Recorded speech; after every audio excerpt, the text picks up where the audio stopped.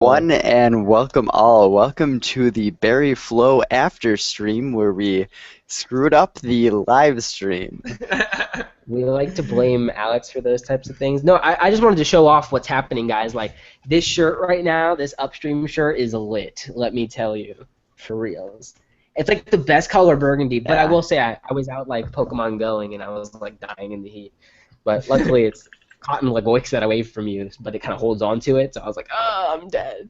But it's some cool stuff going on. How about y'all? Y'all feel like Dan Dodge like dukes BlackBerry out on this bullshit retirement thing? Like, what do you think's happening? Like, Uh, I don't know, man. It is money talks? in Is that all it retrospect. is? Like, It looks kind of shady in retrospect, like super.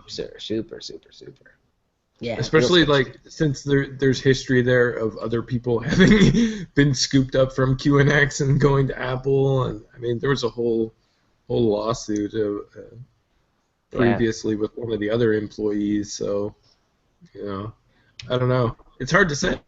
Did money pull Dan Dodge out of retirement, or was retirement not actually part of his plan to begin with? So, Apple pulled retirement out of Dan Dodge. That's what happened. yeah, No, pretty much. it's one of those things. Just an interesting shift as well for Apple, right? The market and the media in general is talking about them shifting from hardware to software, kind of in the automotive reference, right? Like they're going from building their own car to maybe just working on software for an electric car, in terms of their Project Titans. Just some really interesting kind of talk there. Dan Dodge obviously is someone super talented. The question is, are they going to build their own RTOS? Are they going to build their own real-time operating system using their know-how, Yeah, or does that mean potential benefit and good things for QNX and BlackBerry? It's really tough to call at this point, as Blaze kind of just mentioned. But Alex, do you think this is going to be more like an Apple closed garden play, or maybe a broader, I know the operating system that is in vehicles already. Let's just work together and continue the licensing piece because you can get QNX for like $3 a vehicle, which is nothing. Like the Yeah. royalty's already terrible on it, so why not? Yeah, I really don't know. I'd probably say the royalty thing though. That's what they've been pushing for so long and everything. hmm Um, I don't know, man. It's so I feel like it's going slow, but it's something that eventually like did you see their would they use QNX for like the autonomous driving and helping a lot with that? The thing is, it's like Apple can. So imagine this, Alex. Like imagine Apple is working on AI technology, or they're working on autonomous software, right? That is again a piece of software. Just like you load Chrome onto your Microsoft OS, the autonomous software would be software you load onto your QNX OS. So they could still use QNX as a backbone, but have every single thing floating on top of that be Apple made, right? That's kind of what Tesla does on Linux. Like they kind of have their own version of Android, their own version of this auto embedded Linux, but it lays atop kind of that same open source backend. So all of it is software. Apple could build a car, and the amount of QNX in it would be again $3 worth, right, on a royalty. For it'd be nothing, right? It'd be such a small kind of just system critical level component. Really is hard to say, right? Because then they could ultimately just build the OS themselves too. They got till 2020, right? They got 4 years. I'm sure they could whip something up with the money they got. Uh, hmm Project Titan is But just an interesting shift. yeah, I mean that's the other side of the equation as well, is that nobody actually really knows what's going on within that project itself. Like even the rumors are pretty sketchy on it in regards to the totality of the situation. But I mean, I don't know. I see a lot of potential there for them to actually go ahead and work together. I mean, when you have two people from one organization working for another organization, there you kind of have to believe that there's some sort of I don't know, I know maybe exactly what you're almost, saying. I yeah, know it's kind of exactly like what a you're saying. built-in loyalty at that point, like It's a respect. That's what yeah, it is. It's a because respect. hmm especially for Dan Dodge, because what's he gonna do? Is he He's not gonna gonna shit. go He's not gonna shit on his baby. right? Exactly. That's it. Like Exactly. he's not gonna, how could he possibly recommend something else when he knows that his baby, the thing that he created, is something that could go ahead and get the job done, right? Like, 35-year-old baby. And maybe it's time to move on, you know? We don't know. It's way too early to say. Sometimes you do have to let go, but is that the time, or do you want this legacy to continue for yourself, you know? Obviously, the paychecks are coming. Well, let's not even go there, right?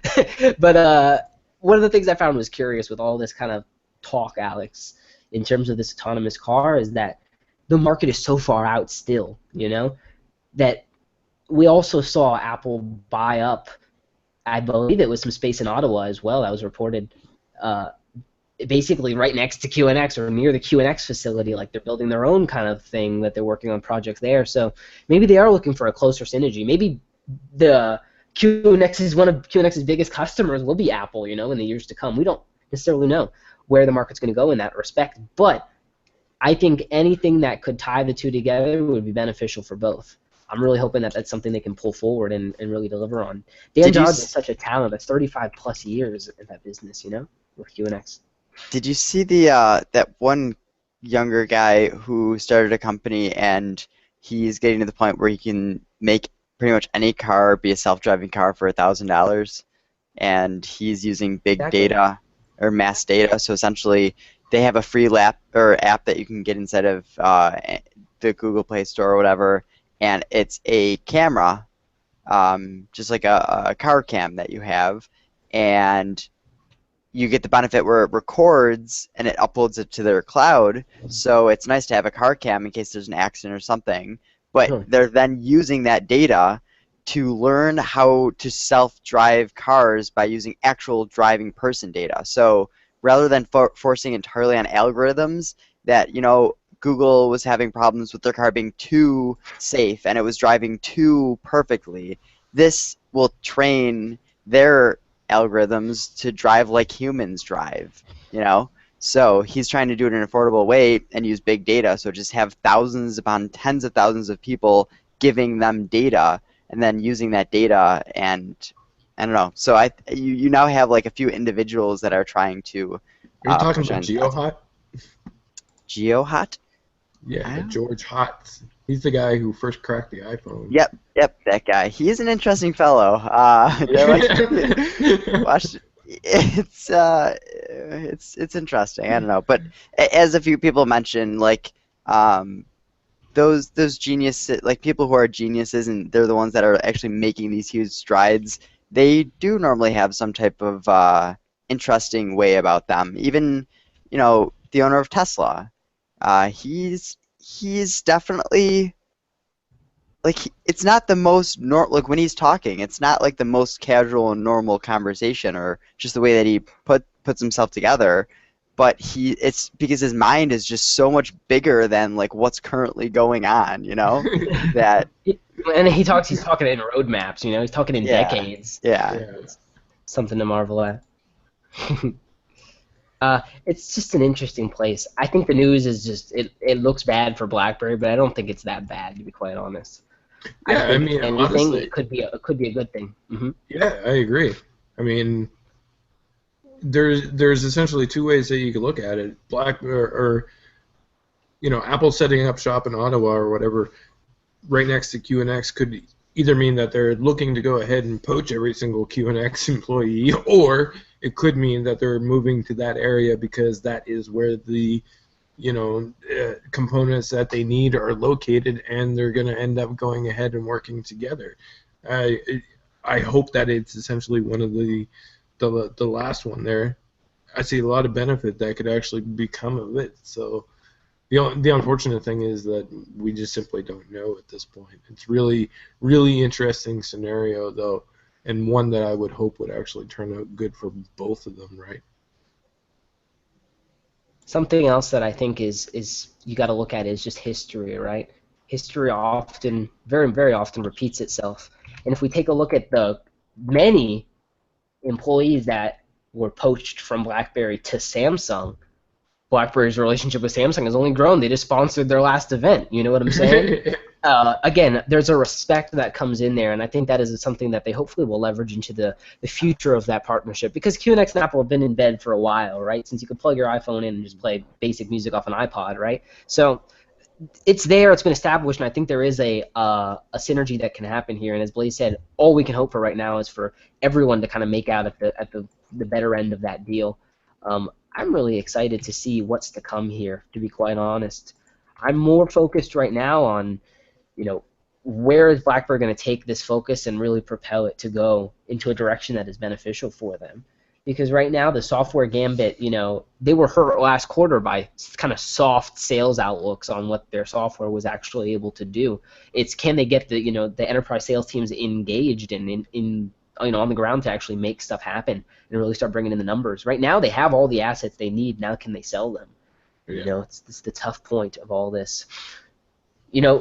We totally, Blaze, this is my bad, but we totally forgot about the Crackberry shirt contest. While we're doing the after show, this one's going to be public and promoted out there. So tell us a little bit about the design that was chosen, what the design is, and what people can do to get these Teespring shirts that y'all are running. Well, basically that pretty much kind of sums it up there. You can head on over to the Crackberry website. On the link, there's basically it will take you over to Teespring. I think you have up until August 9th to basically go ahead and order one of the shirts. After August 9th, they will not be available. They will not be printed again. And basically the design itself is, it's a classic keyboard. Only this time around it says Crackberry on it, and it has the Crackberry logo on the back. And it was actually submitted by a member his name is Fan, and he basically submitted the design. But the reason why it took a little bit longer to go ahead and get it up was that Teespring requires a specific format to be able to go ahead and actually print shirts. I forget what the format is, and when Fan submitted it, he didn't use that format, and technically it wasn't his bad, it was our bad for not actually letting everybody know that it had to be in that format. But it took a little while, so we had to go ahead and make sure that the format was properly done up and that we could essentially go ahead and print it off in a way that was done in high quality. So there was some hurdles with basically going ahead and getting it done up, but we finally got it all taken care of. The quality on the shirts turned out to be what we would really want them to be for $20, and yeah, that's pretty much it. You can go grab one on the Crackberry website through the Teespring link, or you can just head on over to the Teespring website, and I believe it comes up when you search for Crackberry community. It should come up, and yeah, they're only $20. Definitely. If you're looking for a more expensive option, if you want to, obviously support the podcast and what we do, I'm literally trying everything I possibly can at this point to not put ads on the website, right? And actually, I'm going to go back to Crackberry for a moment. There is a little DTEK pre-order ad, if you guys see that right there. So that looks actually pretty clean, pretty nice, which is pretty awesome. Yeah, it is right there on Crackberry. So that's the best place for that advertisement to be, right? But we're also on the very flow side. We are soft launching our own shop right now. So I've got 3 different products up and available. I wanted to do it this way as holistically as I can to try to keep everything kind of in-house and on very flow, because it's just going to be open kind of all the time. Blaze is doing his kind of like limited runs of shirts. You've got to get them, as they're available. And hopefully, I imagine you guys are going to be doing some more of those as well, right? Yeah, we got a few more in the future. Yeah, we got a few more in the pipeline to basically go ahead and put out. It's one of those things where it comes up, and we know that not everybody wants to go ahead and just buy a shirt with a Crackberry logo on it, but I mean, it's one of those things where we can't necessarily put the BlackBerry logo on there either without being sued for it. So right. you gotta roll things out slowly, and like I said, we're not gonna just put out a ton of designs for the sake of putting out a ton of designs. These ones are going to be randomly rolled out and very specifically chosen. So definitely some cool things coming on both fronts from CB and BF. Sounds like it's probably the worst analogous I could have done for BF. God, that's terrible. Yeah, we need to just rebrand. I'm thinking Droid Flow, guys. What do you think? DTEK Flow. DTEK Flow. Oh boy. But no, Let me ask you. Let me ask you guys something. What if every BlackBerry device that gets released from now on is just an iteration of DTEK? That's what I wanted to mention because Alex Thurber in the Facebook Live chat said, we plan on launching other phones with the DTEK name. Yeah. So he said it verbatim that, we're going to be launching other. Mm. God, I hope the Mercury is not a DTEK phone. That would just kill me on the inside. It's going to be the DTEK 100. Yeah, DTEK 100. Keep your security 100. But yeah, definitely check out Crackberry's shirts. Berry Flow Shop, I'll put some more links out there and some more details and goodies. Because again, this is taking a lot of time just to get everything sorted in the way I want it. But definitely check out our respective sites. Get some of those goodies from us. And again, they support keeping you guys here, keeping us in the conversation going. I'm rocking actually an Upstream shirt, but you can't get that one yet, so stop looking at it. Alex, I like the question. red in that one. Yeah. I got a white one. I got so many. I've done samplings of like all these freaking shirts, man, just to make sure that like everything's the way we want it to be. I put on an older Berry Flow shirt that I had prior to the podcast, and I actually took it off and put this one on because this one just feels better. I was a little bit colder in the other one, and this one's like a little bit thicker and like a nicer quality. So I'm excited to get that out to everybody. Getting two different infrastructures to kind of work together to actually have it work in kind of a seamless way took a lot of effort, and I did it without Alex, which makes me feel good. So. I didn't have to call him for IT. When I break it, I will, right? Alex, shit's not working, man. What are we doing here? Unfortunately, yeah. So I've heard some impressions on the DTEK 50 from like people I trust, people at BlackBerry who've been using the device for like weeks and weeks, and I'm sure Blaze has heard similar sentiments. But what I've been hearing is a lot of just really good things about the device. That it runs very well, very fast, and that you don't really notice that it's a mid-range phone in terms of the performance. That it's up there with kind of what you'd expect, and you kind of think of the lapse between the 808 processor and the 617. It's kind of like, well, they're almost similar, right? Priv is a higher gigahertz hexacore processor, where the 617 is a lower gigahertz octa-core processor. So it's like they're about the same, right? They're in the same kind of range. Obviously, you're going to pay more for the 808 because it is a more flagship tier processor. But in terms of your performance, both have the 3 gigs of RAM, and they both have the same exact, basically, software experience, aside from, obviously, Priv having keyboard elements in the software and the DTEK having just the convenience key, which you can basically program as you can program any key on the Priv, which I thought was kind of funny. People are like, oh my god, a convenience key. And I'm like, LOL. I have 26 of those on my Priv. Like, get with it. Just some funny things. And even on Priv on Marshmallow, you can like double tap the power button to launch the camera. So it's like, well, what's the convenience key really going to be for? Like a flashlight, or launch Pokemon Go? I got to catch something, right? Like, boy. I'm telling you. Yeah. Blaze put out, was it a tweet or you said it in a channel or somewhere? You're like, where has Alex Thurber been BlackBerry's entire life? What kind of prompted that? What did you see that kind of hit you and resonated that you're like, yes, this guy is right for BlackBerry? It's basically the clarity in his messaging and just the directness, and it remains to be seen whether or not it's honesty at this point. But at least his comments feel honest, and it doesn't feel as though that you're being fed a lie. Like everything that he says has been like the straight up truth. And that, again, that's how it feels when he actually addresses things. And it goes back to what I was saying about the webcast as well. Like they didn't leave anything on the table in terms of the questions relating to DTEK 50. Like they were pretty clear with it, and I think part of that is, at least it seems like it came from the possibility of Alex Thurber actually being there. Like, Yes. Let's not front on nothing. Let's just lay it all out for them, and this is what people want. Yes, this is a TCL. Yes, this is an Alcatel Idol. Yes, you're gonna buy it. Yes. No, Alex was on game. Not Bass. Alex Bass is whatever, but Thurber on game for sure. He's been very responsive with us, making sure that, I had some feedback given to him about a display unit I saw in one of the carrier stores, and he's, give me the address. I'll see if we can follow up on that. So definitely a guy who's good for BlackBerry at this point, who gets the kind of sales strategy that you need, right? You got to be upfront, you got to be honest, and you have to be, as Blaze said, you got to be truthful. It's like, you say it's going to ship on August 8th, like, let it ship on August 8th, right? Have your ducks in a row. One thing I'll say is they rolled it out to all the Shop BlackBerry locations kind of simultaneously, right? On August 8th, boom, it's available everywhere. So that pre-order is open across the world, which is something that's cool. It's not this cascading weirdness that's like You can kind of get it on Amazon in one region, and then Try BlackBerry here, and then Newegg over here. It's a very kind of consolidated effort right now, and hopefully it's a smart one.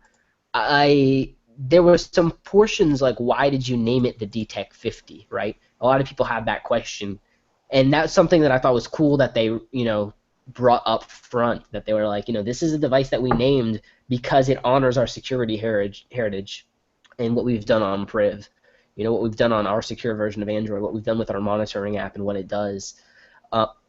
Alex, tell us a little bit about what we've seen with DTEK. We've seen sometimes it looks like it's abusing the permissions. Some apps look like they're taking over 15,000 in the last 7 days, requests for my contacts or requests for my location. But I use that app maybe once or twice a week. Like, what's the real deal there? And is DTEK maybe a little bit too harsh in terms of how it's monitoring applications? Yeah, so there's one kind of app that stood out to me, or at least one of the permissions that stood out to me, and that was under the contacts permission. So the thing that stood out was the app WhatsApp made about 90,000 DTEKs, or events detected over the past week. So you can see here that it has WhatsApp and it has a nice 87,000 checks. And it's like, well, why would an app ever need to check my contacts 87,000 times over the course of a week? So I spoke to someone about this, and they actually had a pretty good response to it. So the problem is the API that Android has for checking contacts is not that great. What it does is, if there's ever a contact that is updated, then WhatsApp has to go and recheck all of the contacts, because it doesn't just send a notification, hey, this contact was updated with this information, so update it in your app. It just says, hey, WhatsApp, contact was updated, so check what contact was updated. And so WhatsApp has to go through, and if you have 500 contacts, it scans through your 500 contacts to find that one contact that you modified or added, and that's where it goes and does all those hits. So if you're actually in your phone, just within the Contacts app, and you're updating your contacts or adding new contacts, WhatsApp is in the background trying to update it, and it's just kind of a limitation of the API, and it makes it seem like WhatsApp is this really bad app checking your, like, what are they doing? Are they scanning my contacts, putting it in the cloud, and selling it? Like, what are they doing? But it's really not a big deal at all. 87,000 times, it's like you already got the information. Yes. Yeah. What else do you need? Yeah. No, but that's good clarity, right? DTEK is looking kind of at those, but also, like, Alex's explanation is good so that we understand DTEK's, that WhatsApp per se is not necessarily abusing the permissions, right? But what it does show you is just how deeply embedded DTEK is into the underlying API calls of their version of Android. Like, they're going down deep to really look at this information. So it's a very powerful, sometimes a little bit scary, but also sometimes a little bit too harsh, right? So DTEK is going to continue to evolve, I think, as BlackBerry continues to build on it. And I honestly think there's a portion in DTEK that I think shows, like, secure device. I want to relaunch it because it almost says, like, the option is like you're using a BlackBerry device, and it's kind of redundant, and you wonder why. And it's almost as if it's like, well, of course I'm using a BlackBerry device. This is DTEK by BlackBerry, right? But it potentially is an underlying ability that they have. Device hardware. You are using a BlackBerry device, yeah. So imagine for device hardware, right? Imagine if they could secure and verify the authenticity of their licensed version of their version of Android, right? That they could load another device and authenticate that as well. You're a DTEK verified Samsung device, or something like that, and that's part of a bigger licensing. Right, exactly. So definitely some interesting stuff there. I appreciate your input on that, Alex, and elucidating a little bit of how DTEK is really kind of looking and finding this information. I would love to see more apps in DTEK. I want to know how many times Hub has accessed my contacts and things like that. Conveniently leaving. Conveniently leaving some applications out. Big transparency there is something we should have, but whatever, right? Who looks at DTEK anyway? Maybe the hub is integrated deeper than DTEK, and that's their excuse at a more core level than even DTEK. Permissions? We don't need your fucking permission. We're just gonna use all of it and not tell you about it. It's too good to be true, right? I'm interested in seeing kind of like what's the next wave of big updates for Hub and things like that. I thought with the DTEK 50 they might have launched like a cascade of updates. Maybe on August 8th that'll happen, right? We don't know, but maybe they'll, with the software, like we haven't seen anything really big happen on the software front in terms of like the productivity edge or anything like that. I wonder if maybe a forthcoming update on the apps will actually enhance that functionality. Even Yeah, still, like things like the there's a yeah, go larger ahead, please. update coming for the hub. We already know that because well, one of the guys who works on the hub shares some of the information on the Crackberry forums. Cody, I believe his name is. So he mentions every now and then that some of the new features that are coming to the hub and stuff. I forget exactly what it was that was outlined in the other one, but the most recent update was just simply bug fixes. But there is a much larger update coming, and chances are it will probably roll out when DTEK 50 becomes available on August 8th. That's also another question, another thing with all these people who have the hands-on. I noticed that some of them said that pinch for Unread was available in there, so why aren't they uploading those APKs for the rest of us? Right. They don't know, This like See, they pick it up there. that's It's in part the of the drawer problem. already. These are people. These are people who don't genuinely care about BlackBerry. They're just doing their Yeah. job and moving on. At least What can I those are say people about it? who hit a large base, right? They do that at the very least, right? It gets the name out there, and then we'll come in with the quality content and really dive deep on some of that stuff. You know, I'm trying to think something through because with the hub, like I feel like what BlackBerry needs to do with the BlackBerry launcher is make it so you swipe right, so like the most left, and you'll open up the hub just like you can do with the Google Now kind of Yeah. not widget but actual app in the Google app. And I'm saying this because there's a lot of people that have been going nuts about like, hey, on Nova or Actual Launcher 3, like we want the Google app. We want to have it so you can slide left just like the Google launcher. Like we want that. And apparently it's so deep ingrained in there with the Play services and things that you're not able to do it. But Actual Launcher 3 just released it where you can do that if your device is rooted. You need to give a certain permission. Now you can actually do that. So like BlackBerry should be able to do that with the hub, with their launcher, and actually make there be a reason to get the BlackBerry launcher. You know what And I would like? I would like a BlackBerry Hub widget that's always on the left side instead of yeah, the actual app, because loading the app every time is going to get really annoying, and maybe the no, app will but load then that quicker would if the run in the widget's background. already open. Yeah. You know? Realistically, like BlackBerry, give an option to have, how they do that, like Yeah. constant running and just have that annoying notification like in your tray or something like that. Yeah, a persistent I'd one. totally be down to have that if I can just always have the hub open and not have to deal with accidentally closing it or whatever, because that is the one thing that kills me from using it is when I close it, then open it back up, it takes forever.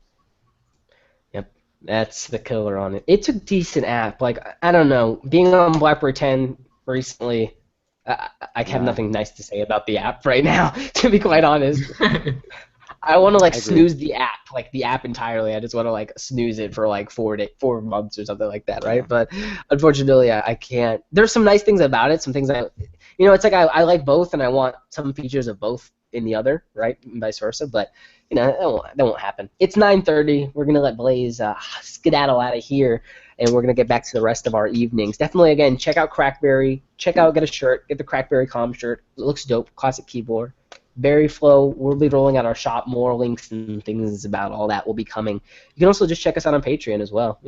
We really appreciate you guys supporting these after shows and continuing the dialogue. And we'll keep our fingers crossed for positive things from Dan Dodge in QNX at BlackBerry and Apple in the future. Later, guys. Peace out. Later. A-Town down.